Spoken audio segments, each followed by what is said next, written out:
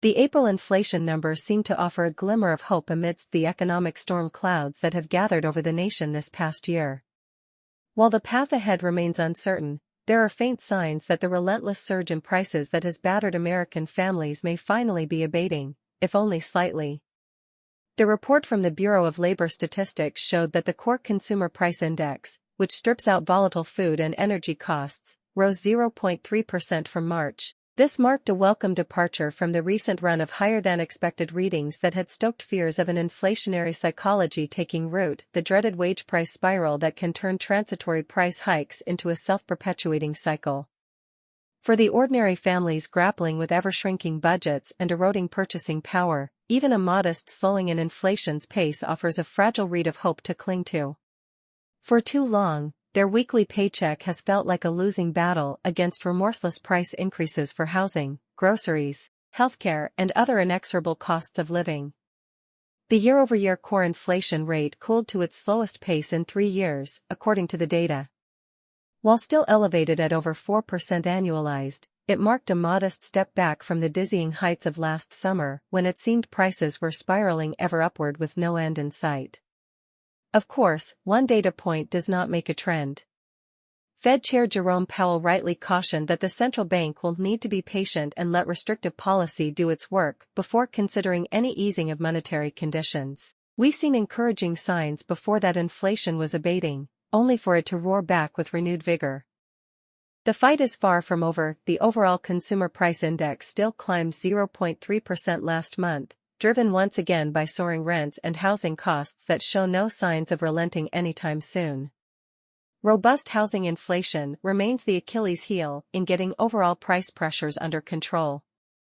For the millions of renters already stretched thin, being buffeted by double-digit rent hikes amid stagnating wages, the high plateau of housing costs represents an increasingly untenable squeeze on family finances. It's impossible to overstate how corrosive this escalating burden of shelter inflation is to the middle and working classes. Still, there were some bright spots buried in the details of the report. Core goods prices ebbed slightly, providing rare relief for consumers getting pummeled by soaring costs for durable goods and vehicles.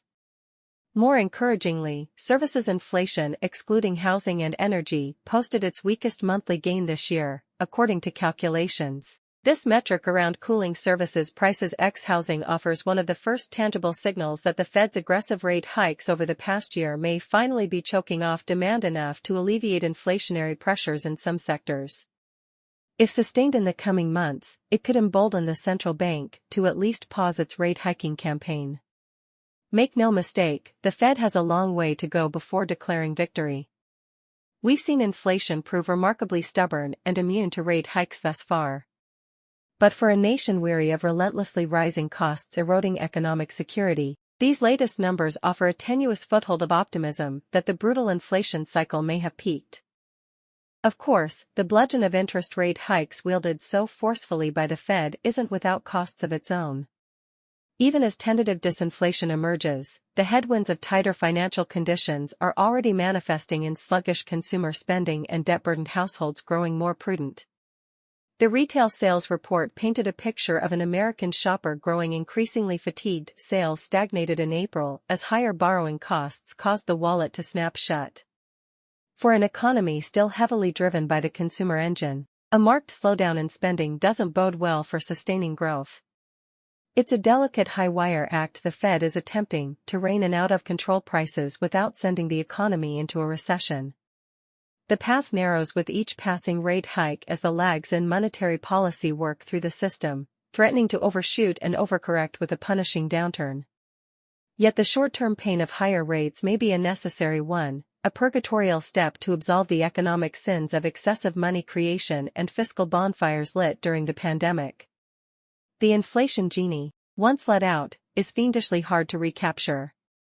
For the moment, there's a fleeting sense of hope that we may have turned an elusive corner, that the horizon of ever higher prices is finally bending back to normalcy. A fool's errand to declare victory, surely.